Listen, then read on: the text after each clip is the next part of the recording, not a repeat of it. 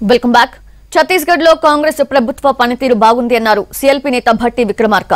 రైతుల కోసం తెలంగాణ ప్రభుత్వం తెచ్చిన పథకాల కంటే ఛత్తీస్గఢ్ లోని కాంగ్రెస్ ప్రభుత్వమే మంచి స్కీములు పెట్టిందన్నారు. ఛత్తీస్గఢ్ లాంటి పథకాలు ఏపీలో కూడా అమలు చేయాలన్నారు AP PCC chief Gidugu Rudraraju. Bhatti Gidugu రుద్రరాజుతో మా ప్రతినిధి ప్రసాద్ ఫేస్ టు ఫేస్ ఇప్పుడు చూద్దాం.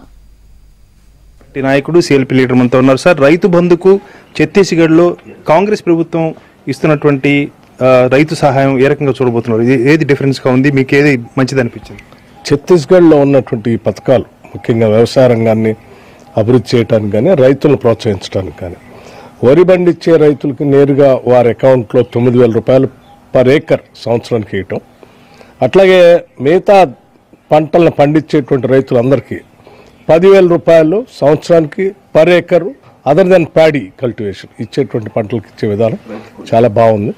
దీంతో పాటు ఇంకా వాళ్ళు పవర్ సబ్సిడీ కూడా ఇస్తాను. 5 HP వరకు ఫ్రీ పవర్ ఇవ్వటమే కాకుండా ఇక్కడ ఉన్నటువంటి ప్రత్యేకమైనటువంటిది ఏంటంటే ల్యాండ్లెస్ పూర్, భూమి ఉన్నటువంటి వాళ్ళకి 10,000 రూపాయలు ఇవ్వటమే కాకుండా భూమి లేని నిరుపేద ప్రజలకు కూడా పర్ ఎవ్రీ ఫ్యామిలీ ప్రతి కుటుంబానికి 7,000 రూపాయలు సంవత్సరానికి వారి అకౌంట్లో వేసేటట్టుగా ఛత్తీస్గఢ్ గవర్నమెంట్ కాంగ్రెస్ గవర్నమెంట్ చేసిన ఏర్పాటు నిజంగా ఇది అభినందనీయంగా నేను భావిస్తా ఉన్నాను.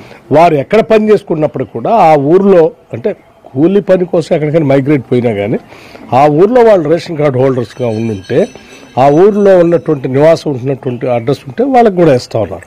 ఇది నిజంగా అప్రిషియబుల్.